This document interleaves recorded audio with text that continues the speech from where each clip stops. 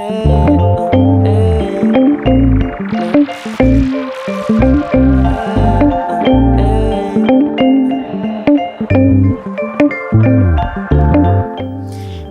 Soul Tribe, welcome back. Thank you so much for joining me on another episode of Beyond Deconstructing. Now, for any of you guys that are viewing this and not just listening to the audio, you may be wondering why I am in a different location, why I have my coat on, why I don't have my microphone and all that good stuff. Well, if you guys have listened to or watched my vlog series Untethered, which I highly recommend that you do, you know that I am traveling for the entire month of February, and I did a handful of interviews in January before I moved out of my apartment and before I left the States, and I am editing and posting them while I am traveling, hence why this episode is 2 days late. And also why I am sitting in a hotel room without my equipment doing this introduction.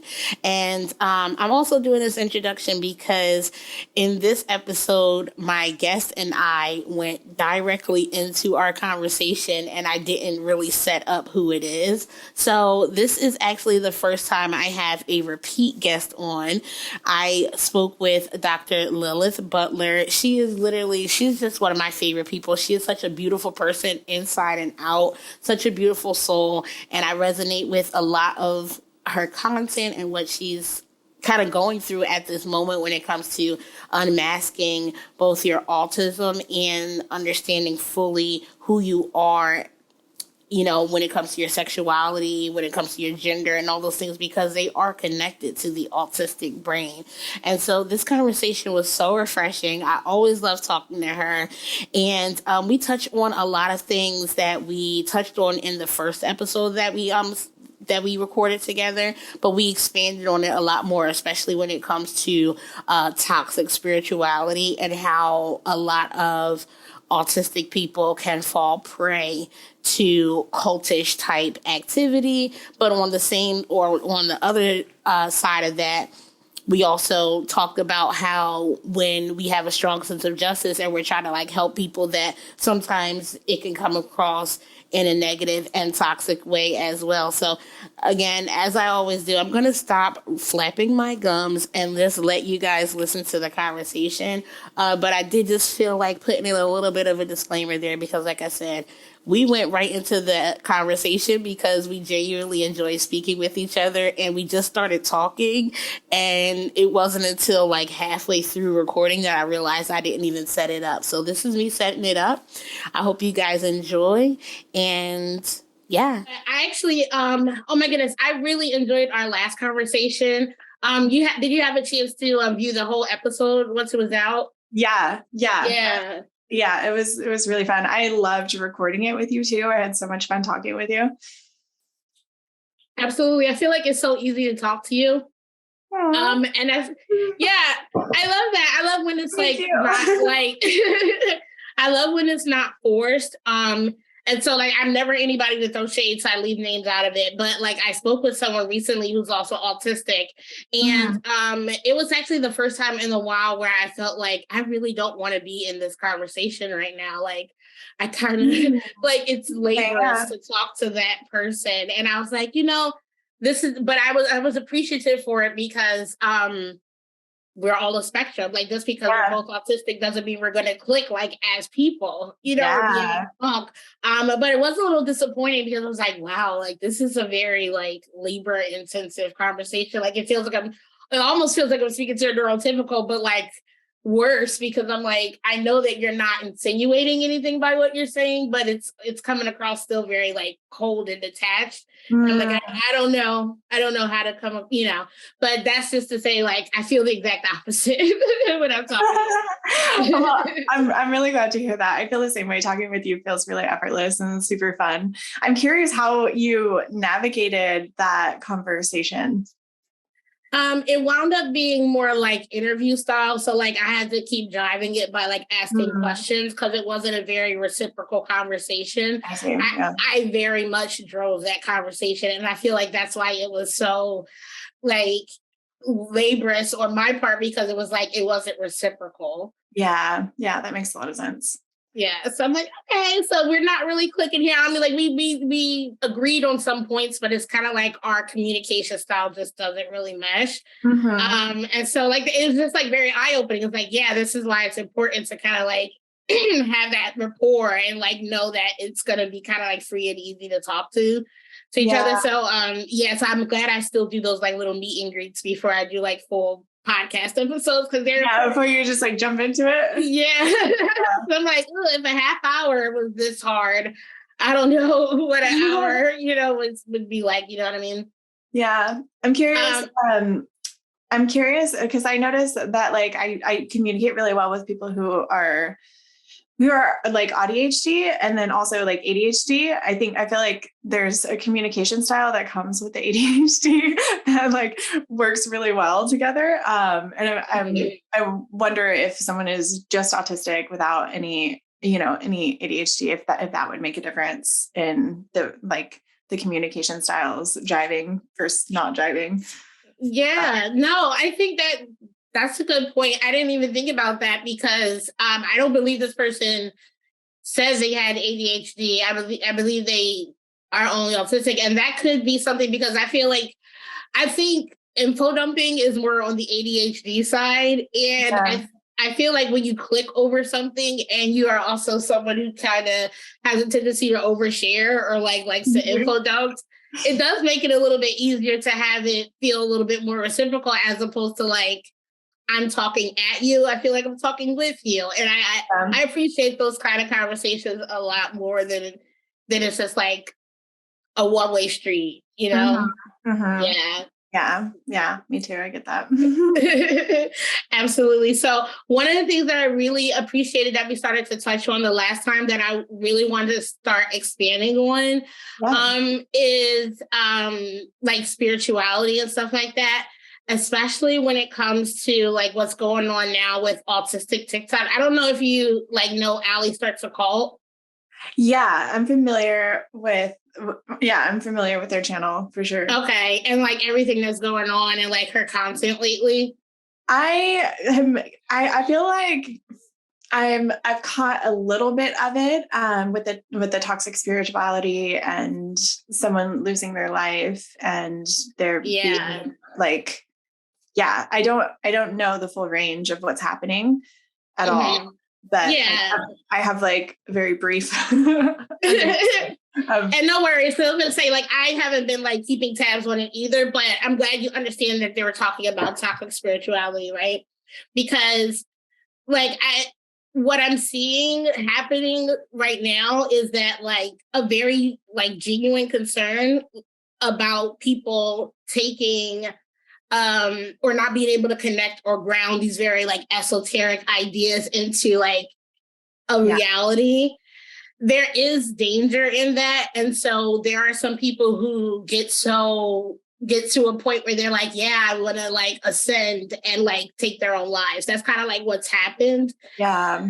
But my concern is that it's starting to like cause this like negativity in our space. Mm-hmm. And I feel like this is something that needs to be called out or needs to be talked about, but in a way where it's more like reaching out and like olive branching, like, hey, look, you're not wrong to think that you are something, you're an alien in some kind of ways, because in this society, if you think a certain way or if you process things a certain way, you are.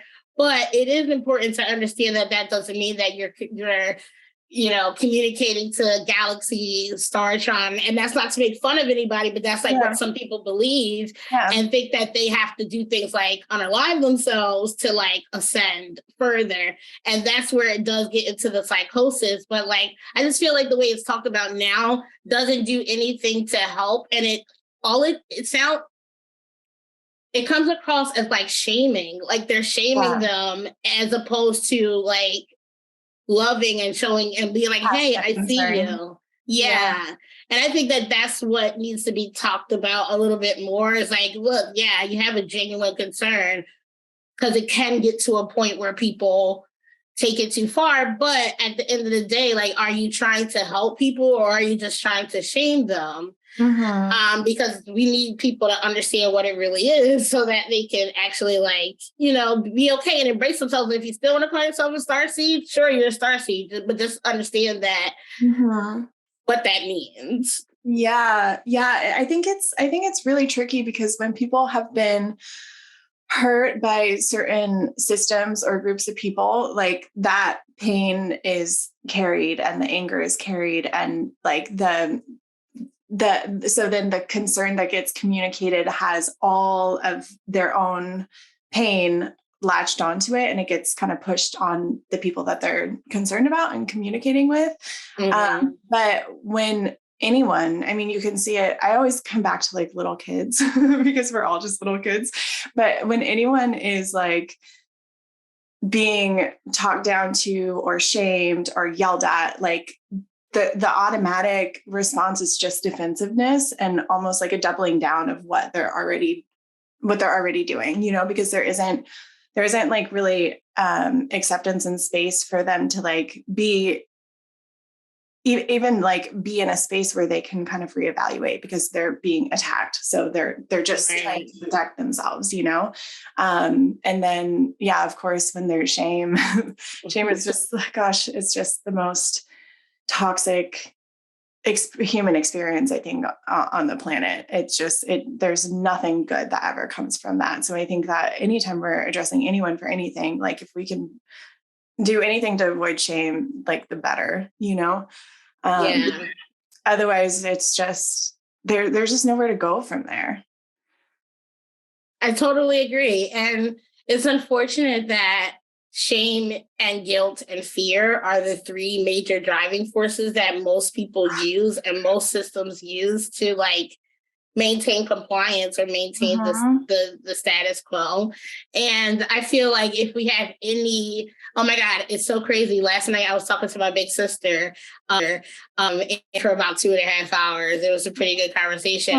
But she brought up that Martin Luther King quote, and I'm probably paraphrasing, but it's like, darkness can't drive out darkness, only light can do that. And so if our goal is to like enlighten people, how can you do that by like trying to shade them and like shame and shade them and like keep them feeling bad about themselves, as opposed to uplifting them and empowering them and be like, hey, you are different, but this is why. Like, let me learn a little bit more about your brain and how it works, and like see what's going on there. And more likely than not, you're going to see there's some flavor of neurodivergent because they think outside of the norm. That's all neurodivergent means, is that your neurotype, the way you think, diverges from what is deemed to be typical. That's literally all it means. So that's why I started to be more specific when I talk about autism.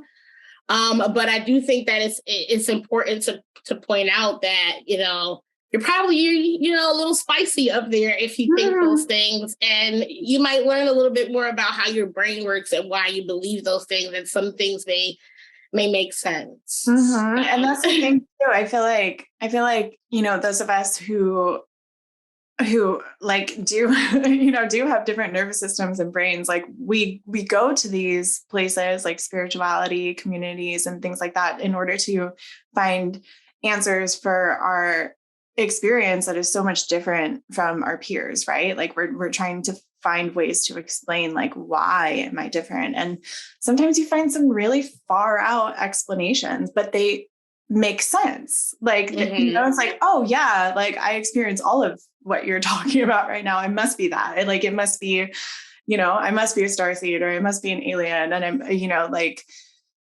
even like, experiences like synesthesia and things like that. Like, it's just, these wild experiences that we have because our nervous systems are different, can be explained from all these different ways. And if we don't have anything to ground it to, I feel like it would be pretty easy for someone to get kind of like lost in that. And we're also kind of pre-wired for like, like we have more of an ability to like become delusional and things like that, and so it's tricky, but it's like, that's a safe space for those people to understand themselves. And if we're not creating a safe space for them to understand themselves in a grounded way, and like, this is unsafe, like there's no way they're going to come to it.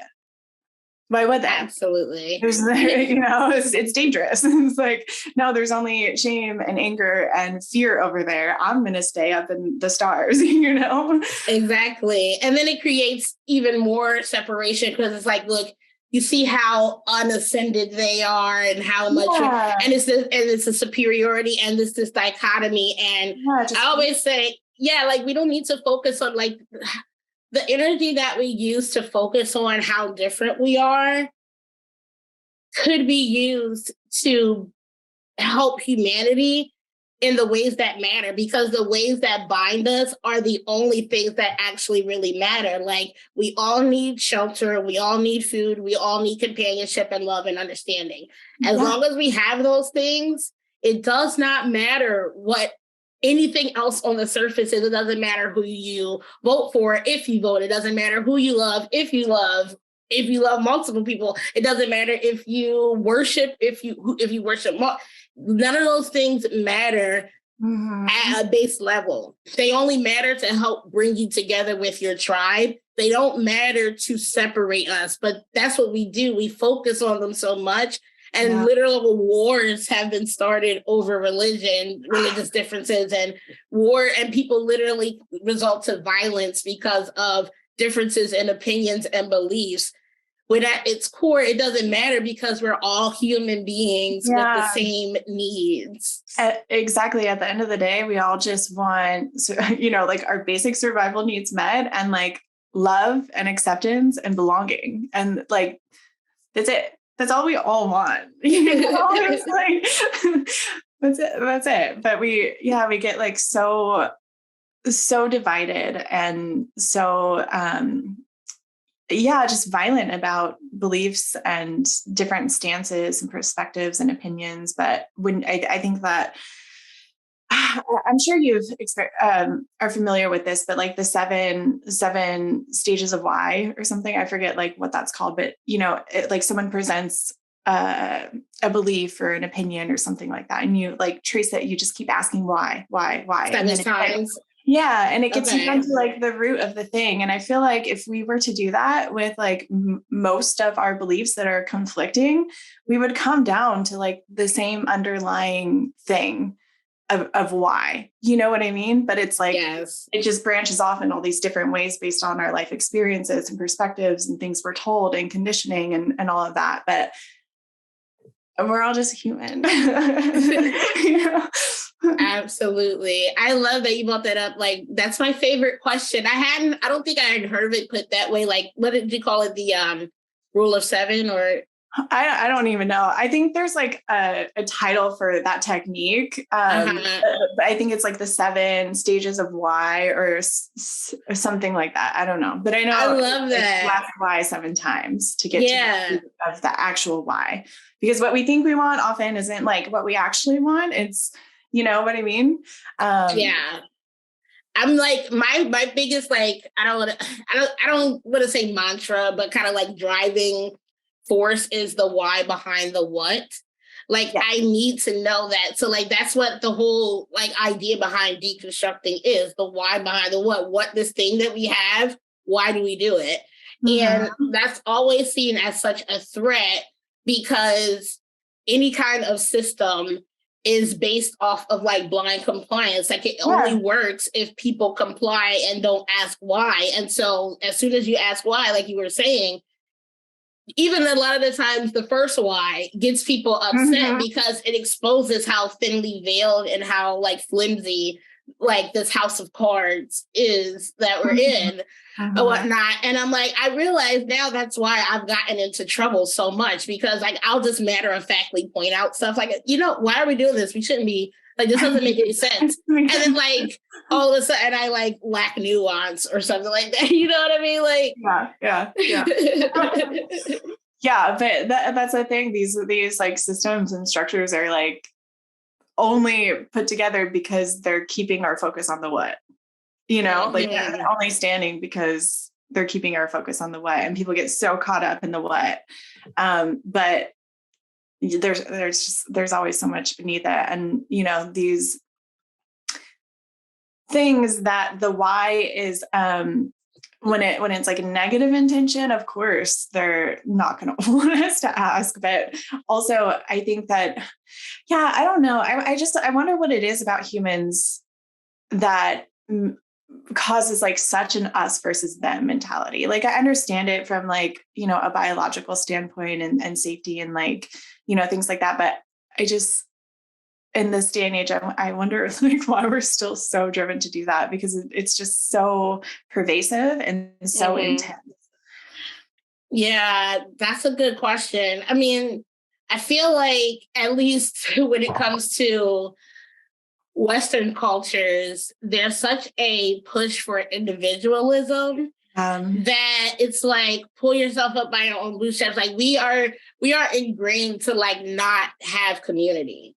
Yeah, right. Yeah, it's been conditioned out of us. Absolutely. And then we look at other like cultures who still value community and still use community, and we look down on them as like, they can't do anything without but it's like, we actually would get further if we adapted those things, but because it's so ingrained in us that I got to get mine, and if I get mine, in order for me to win, someone else has to lose. Yeah, because that's kind of the mentality that we have as a culture. I think that's part of the reason why there's still such a us versus them. It's like, well, if you're not with me, you're against me, and if you're against me, then I need to like, crush you to be able to like lift myself up. And I'm just like, but if we realize that like it doesn't have to be that way, it doesn't have to be us versus them, it's us and them. It's like, look, like we're over here, my tribe, me and the people that we're cool with, we're over here. You and your people are cool and you're over here. And yeah, we don't have to fight each other or make each other like be like the other. Like it's like let's coexist. Exactly, coexistence. Like that's really all I want is like equity. Yeah, 100%. Me too. And I think that hyper individualism that gets like pushed in our society also makes us so fucking susceptible to cults and religions and, spiritual groups and things like that, where there's belonging, there's community and belonging. And we don't have healthy references of what it feels like to belong in like true community where everyone is accepted in all of their individual, individuality and differences and things like that. So like there's like a willingness to abandon the parts of us that are different in order to gain, because it's a biological drive. Like we need community. Like we're humans, we're social creatures. We need that. So we'll abandon ourselves in order to fit into that. And that's really dangerous. Yeah. It's scary. Exactly. And so with that being said, you kind of see why there's like possibly a pipeline where people can take it a little bit too far, but you have to bring them in and not push them away. Yeah. And that's the thing. Like we can't like attack someone into finding grounding or anything like that. We have to like invite them in a safe way. Exactly. You know what I just thought of? It almost feels like when you do that, it's almost like how like autistic people try to like ADA autism out of autistic people. It's like you're not going to be able to like be out of, or like, discipline out of me. It has to be an understanding. You have to get to know them and understand how they think to be able to get them to understand how you think, like meeting them where they are, to have them meet you where you are, as opposed to it being like, well, I see what's wrong there, so I'm trying to like enforce this on you. Even if at the end of the day or at the beginning of it all, the impetus of it is to help save people or to help like give people information. The way you do it is very important, because again, if you use tactics like shame and guilt and like bullying, at the end of the day, like you're not going to have the effect that you think you're going to have. It's going to create a space where it's not safe.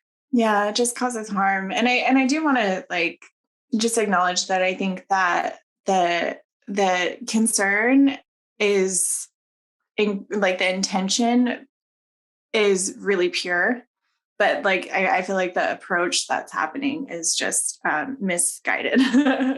But yeah, 100%. Everything you said. I did want to ask you a few questions because one thing I want to do a little bit more is make sure that I highlight the people that I'm talking to. Because even though I like it being like a back and forth conversation, I still like to like, I have a vlog series myself that I'm expanding a little bit. So I feel like that's my time to shine because it's just me. Yeah. And here I really want to like, you know, have it be a little bit more interview style where like you are talking more than me a little bit. So I guess I meant to like prepare like a little bit more questions, but I have been seeing a lot more of your content, especially now that I'm on Instagram a little bit more. For some reason, Instagram like shows me more of my mutuals than TikTok does for some reason. Yeah. And I really have appreciated just like how much you've really been unmasking and like kind of deconstructing your own sexuality as well, because I've been realizing a lot in our space as well that like not only thinking outside of the binary, but a lot of us usually are LGBTQIA plus or queer, whatever you want to go by. And so I just kind of wanted to learn a little bit more about like your journey with that and like how you become like comfortable with like unmasking autism and your sexuality. Like that's a lot. That's brave. Thank you. Yeah, I really like kind of came to grips. Well, it's been a journey my whole life, but a couple years ago I finally like just really, I guess, like claimed my queerness. Like I've always been queer and have, you know, been with like men and women both. But there was like so much compartmentalization that was happening in my brain and in my life. And I think so much of that had to do with masking and my religious trauma and all of that stuff. That it was like, yeah, I have these experiences and these attractions and this love for, you know, the same sex, but I'm straight. Like that was like my narrative for so long. And at the same time, I was also like very open about my experiences with other people. So it was weird. When I came out, there was only one person in my life that was like, really? Everyone else was like, yeah, we know, like you've been very open about it, you know? But for me, it was like this big revelation, which was really interesting. But yeah, I have been, I kind of like was in this like really deep journey of like wanting to understand. And I think it really served me because it helped me get really clear on like my trauma with men and my sexual trauma and like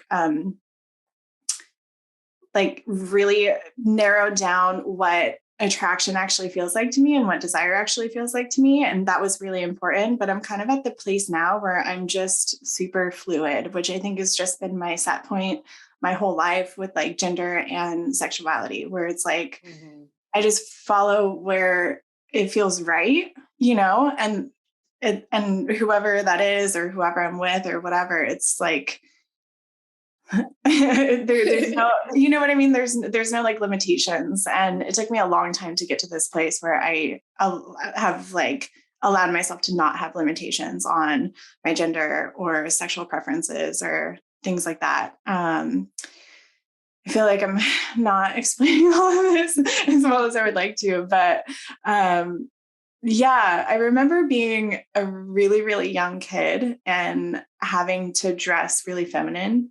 And part of me really enjoying that. And then another part of me just like feeling so deeply disconnected from like what femininity was. And also, you know, growing up in a really, really like oppressive and dogmatic cult and like having these really rigid, strict ideas of what it meant to be a woman and a girl.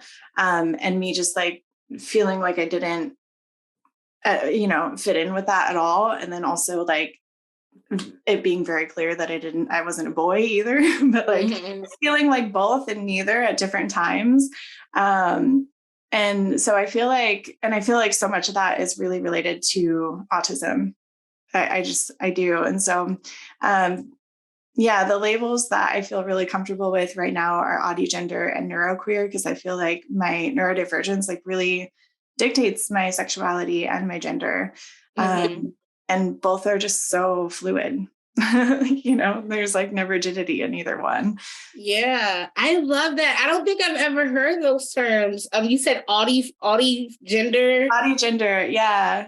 So audi-gender is it's basically just when you're autistic and your autism deeply impacts your perception of your own gender.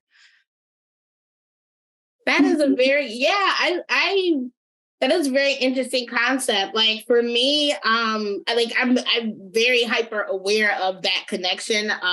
Just because of like seeing other people, but like I'm just now in the beginning stages of like deconstructing that for myself. I've always strongly felt like a woman, and always like very strongly felt feminine, and like have always liked girly things. And as I'm deconstructing that, like part of me is like, well, I had this should in my mind. Well, should I think that I'm not just a girl? I'm like, but no, that's like an out. Then now I started to feel like, oh, just because I'm seeing a lot of other autistic people feel or know that they are not like binary doesn't mean that I have to not be. And I'm like, yeah, I'm very solid. I know that I am very much a woman, but I also am queer as well. And like, I am a baby queer because I grew up I grew up very religious. To this day, like I still am not like fully out to like my parents. This will be the first time that they hear it when they listen to this episode, which is funny to me.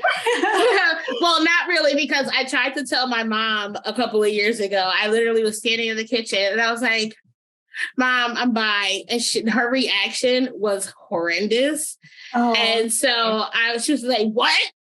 And I was like, I'm playing, like, because I didn't want to like get into an argument. And this was a few years ago, like before I, could really, but I actually was just talking to my sister last night and we were talking about it. My big sister knows, and like all of my like closest friends know, but like my family, they're still like very like, they have a lot of homophobic thought, like, and it's cultural. Like growing up Black, growing up Christian. Even if you're not like super religious, because we weren't super religious, we were like culturally Christian growing up, I know what you mean. So like, so they still have a lot of like, we still get into it sometimes when I try to tell them like, I like will check them when they say something that's like, homophobic or transphobic or something like that. And I'm like, you shouldn't say X, Y, and Z. And then we'll have these full-blown arguments. And I'm like, and it just reiterates in my mind, like, this is why I'm not like open about like my different attractions. And I've restricted myself because I've only ever been with guys. But like, I know like ever since I was younger, I was been attracted to both men and women. And I was like, I don't need to feel like that is part of my identity as well. And as I've been unmasking parts of who I am, a lot of it starting with the people pleaser, which calls me to like mask and hide things. It's making me more comfortable with having these conversations and also like expressing and having these thoughts and like just being me, like whatever. Yeah, congratulations. It's it's a really big deal to talk about it for the first time openly. So I'm happy for you. I'm really happy for you. Thank you. Yeah. I mean, it's a little scary just because like I know like just having to try to have had these conversations in the past. I'm just like, I'm not looking forward to it, but like I also am tired of not like just saying it. Yeah, it's annoying. It's so annoying, and it's pointless too. Because like, why? Yeah. I mean, people are, and I imagine it's just so much harder when it's your family. But people are going to have their judgments and their perceptions, no matter what, like no matter how you show up. And so that's something that I've like really found kind of like an anchor for me, you know, of just like minding my own business in terms of, you know, like not concerning myself with other people's internal experiences or perceptions of me, and knowing that I can't control it, which is also a people pleasing thing too, you know, of like wanting to control people's perceptions and experiences and make sure everyone else is good. And it's like really freeing to like break out of that and allowing people to have whatever thoughts, opinions, judgments, experiences they're going to have, and just showing up as you. Absolutely. Yeah. Because we only get one go around. Like, this is the only like iteration of this form, whether you believe in reincarnation or whatnot. This is the only time you're going to live this life. And my philosophy that I'm trying to keep center moving forward is I'm not going to live a life where I'm performing for other people. Yes. Anymore, because that's all masking is. That's all like people pleasing is performing for other people when it does nothing for me and I don't get any do-overs. There's no repeat performance. There's no encore, you know, like, and I just want to live a life that like is genuine to me and feels good and doesn't do any harm to anyone else. Like, yes. Yes, absolutely. So my brother died in 2018, and the like biggest gift he gave me was that, like, first of all, he was just the most like himself person I've ever known in my life. Like, he showed up just fully him in every single experience ever. And so like, and when he died, that like really like stuck with me. It's like, wow, he never pretended for anyone. Like, he never loved himself. He never modified himself. He was just him. And I always really admired that about him. I was like, I want to do more of that. But then also just this like realization that like at the end of the day, it's like all we ever have are ourselves, you know, like we're the only people that are ever going to be with us every single second of our life. We're the only person that's ever going to like really understand the ins and outs of all of our experiences and thoughts and feelings and all of that. And like, what a disservice to myself to not like fully embrace and accept everything that I am and like have my own back and like be my own best friend and like show up fully as I am in this one life that I have. Like, at the end of the day, it's just me. So I'm going to be me, you know? And so, yeah. So I kind of started my unmasking a couple of years before I found out I was autistic, because of losing him and just the wisdom he gifted me and his dad. Yeah. That's beautiful. That's beautiful that you were able to like draw that kind of, you know, strength and like positivity moving forward from such a terrible loss. I'm sorry for your loss. But I love that you were able to see the heavy silver lining and like use that as inspiration, because that is how we should live our lives. Like, even like, it's unfortunate, but like, you never know what day will be your last, right? And so are you going to continue to waste time living your life for other people when like it could be cut short at any point, at any moment, and then you spent that entire time doing life for other people? Because that's what a lot of people do. That's what you do when you listen to that should. Exactly. I should be doing this, or I have to be doing this, or this is what I'm supposed to do. And it's like, why? If you ask why, then you'll understand that you actually don't need to do that. You don't have to. You can just do what you want. And as long as you're not hurting anybody. Yeah. That was another thing that really stuck with me as well. Like, because my brother, in all of his glory, he was so annoying at times. Like, you know, like because he was just like himself all the time. And sometimes it was annoying, but it was like, when he died, like I missed those moments of like even like being annoyed by him and like wishing, you know, he'd be quieter or whatever. But it was like, it was him.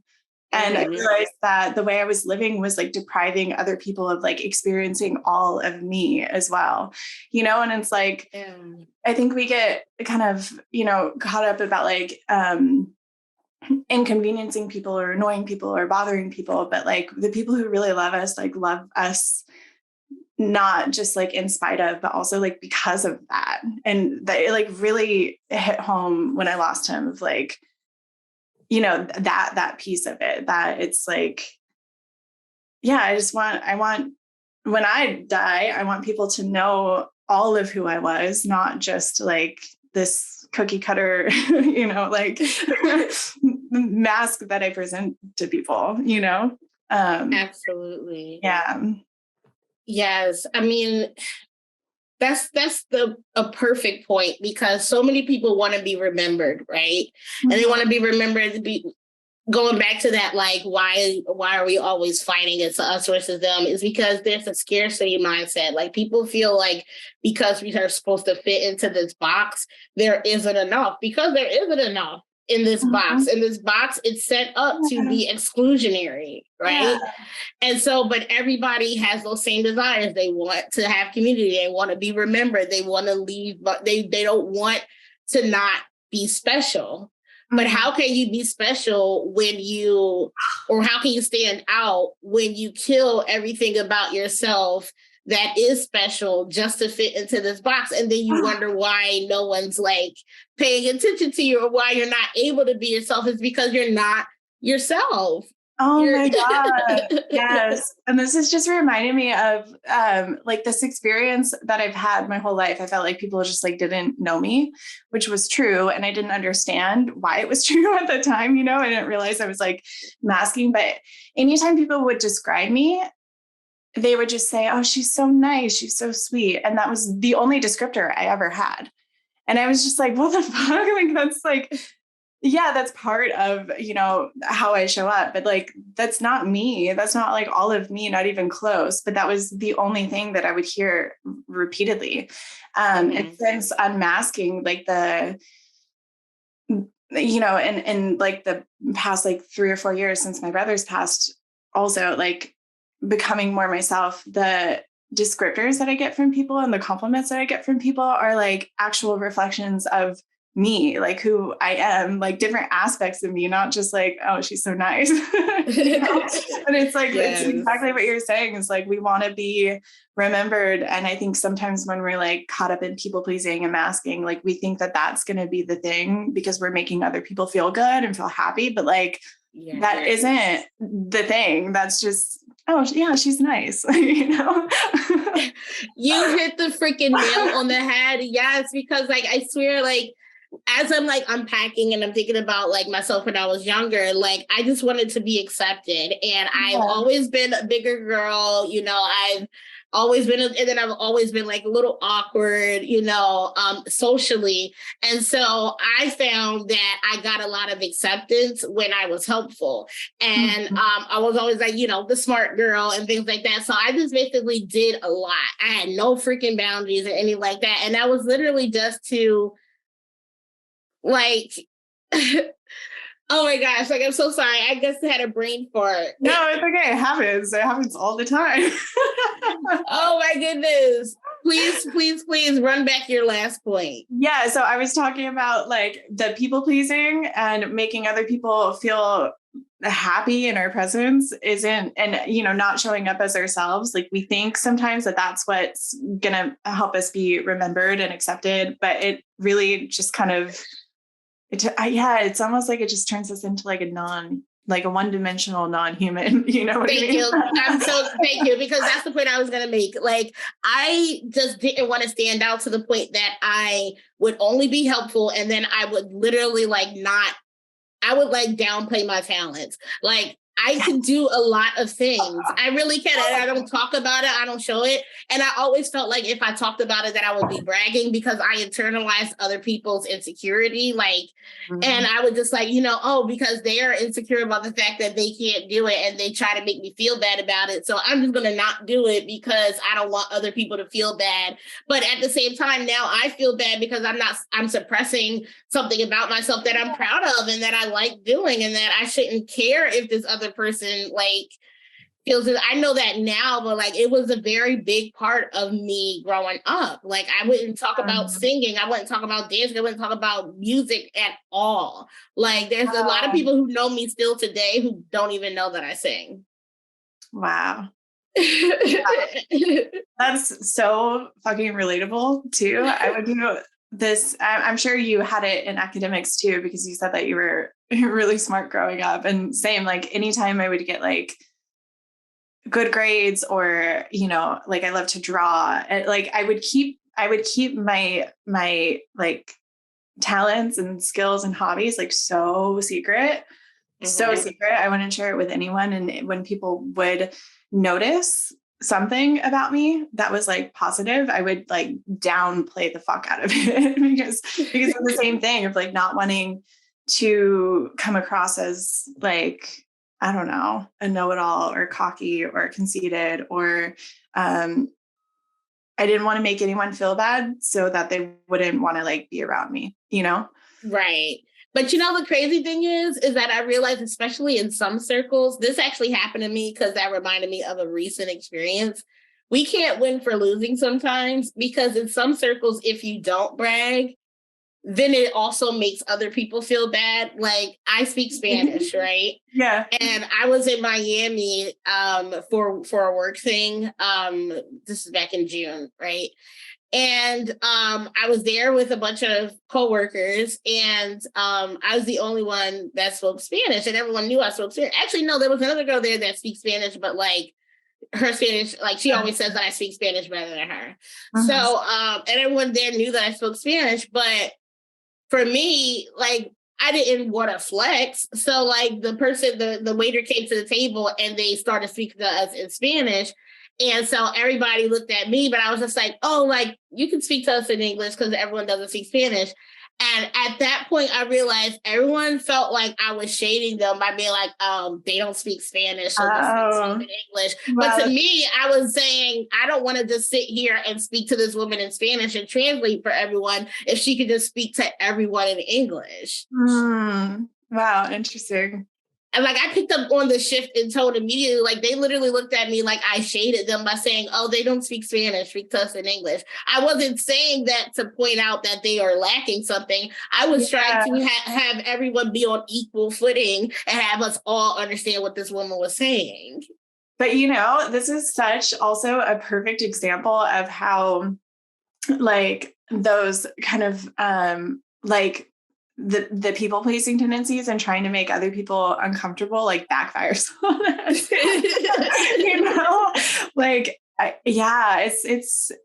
It's so interesting. I'd lost my train of thought. There was a point that was good that I wanted to make, but it's gone. That is okay. As you can see, it's been going around. But no, it's so weird. We can't win for losing sometimes is basically what I was saying. Yeah. I was just gonna say, I started kind of understanding years ago, understanding that my people pleasing was me trying to control other people's experiences, right? And that's weird and interesting form of manipulation.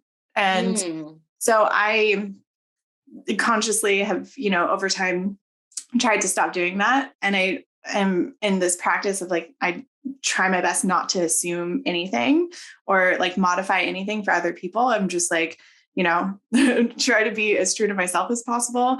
And then instead of assuming and trying to make alterations to the experience for other people, I just bring it to the table.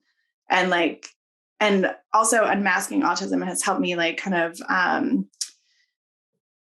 like re-own my directness, because I definitely like stifled that out because of the negative, negative experiences I had with that, because it isn't always accepted. But I've also like gained a lot of communication skills in, you know, like over the years trying to fit into holistic society and stuff. So I feel like my directness is a little bit more tactful than it used to be. And I just like, yeah, I have noticed a really big difference in just my experiences now that I don't do that. And I still fall into it sometimes, but the times that I don't, and I'm just like, hey, would you guys prefer, you know, in that instance, like, hey, would you guys prefer me to talk to them, or should we ask her to speak English or something like that, you know?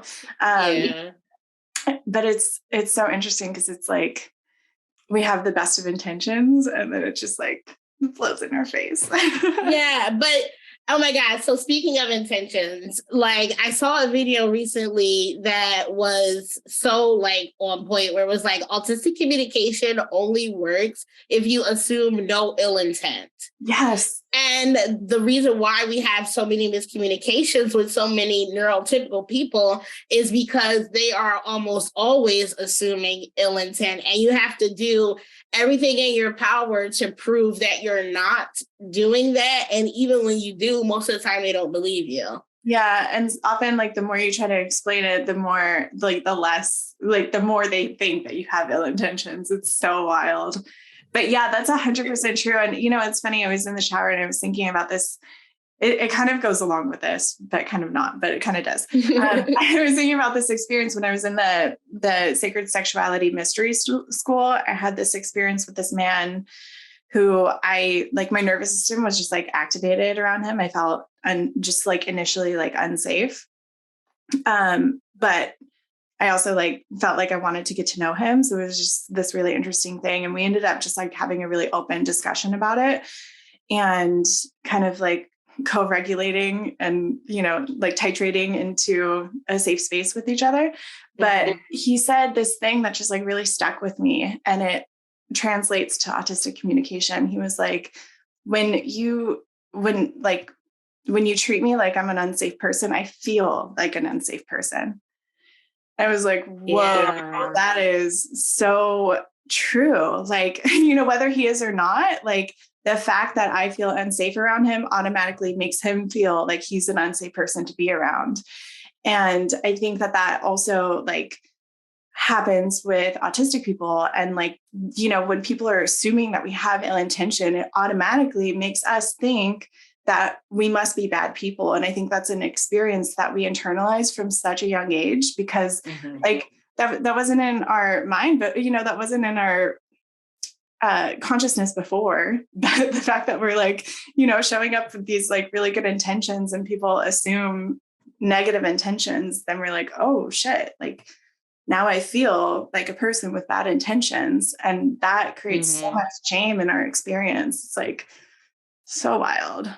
Absolutely. And it's so crazy. I would say that one of the things I'm grateful for being an adult now, going through this at least, is being able to understand that I don't need to internalize those things, or that's what's helped me like move past. Yeah. At least like the things I was going through in the workplace and stuff like that. Yeah. Because just learning that lesson as an adult, but when you're a child, you definitely internalize it. Yeah. Yeah. And it's interesting being a mother to an autistic child. He isn't officially diagnosed, but he's very autistic. Like I noticed that like I kind of have to like rewire my brain also in communicating with him, because we have all of these perceptions of like what like rudeness is and things like that. Like I've internalized those myself, even though that's not the way that I even like feel is true or interact with other people. You know what I mean? Like, yeah, I noticed myself in like these little moments, like assuming ill intent, and I have to catch myself and be like, wait a second. No. This is my sweet pure son. And, you know, just like making a deep practice of always giving the benefit of the doubt and assuming positive intent. And, you know, I'll ask questions, and 100% of the time, he's like coming from such a pure place, you know? And it's just like, I could see how if I didn't have that practice and like catching myself, how I could just be doing so much harm to this sweet child. Yeah. No, that's the beauty of like gentle parenting and like understanding that you need to be able to regulate yourself in order to be able to model healthy emotional regulation to your child, and direct communication and understanding the why behind the what, not just focusing on the what being their behavior or what they're saying. It's the why. Why are they acting this way? Why are they doing these things? And then helping them to understand that and get through it themselves. Like we know we come from a generation of parents who were raised by generations of parents who were going back and back, who did not understand that, who did not look at their children as people, but rather like property. And treated us as such, as opposed to like these people, that these small people who are going to eventually be fully formed individuals.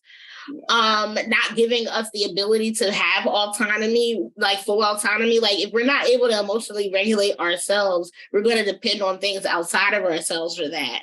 And this is how we get a lot of people who, especially if you're someone who's hyper empathetic and people pleasing, getting hooked up with narcissists. Because you're looking for that external validation to help regulate you. If I'm not a help to someone, if I'm not saving someone, if I'm not Captain Save-A-Ho, then I'm not, then I'm not valuable or something like that. Like I really used to feel that way. It was like, I have to help even when I don't want to. Like saying no was a huge boundary for me. Me too. Yeah, I deeply relate to that because that was my role all growing up. Like I was the peacemaker of the family, and my mom's just emotional support child, like I was fully responsible for the well-being of everyone in my family at all times, like making sure that everything was, going okay. And a lot of times it wasn't. So it was like a lot of damage control. And it's just like, I took on that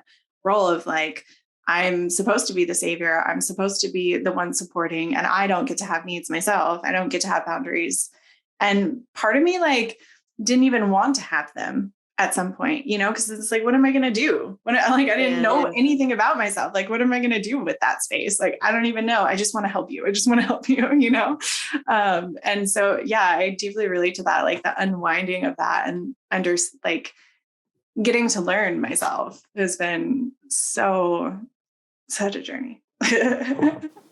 Once again, I want to thank you guys so much for stopping by and spending a little bit of time with me today. I really hope you guys enjoyed this conversation.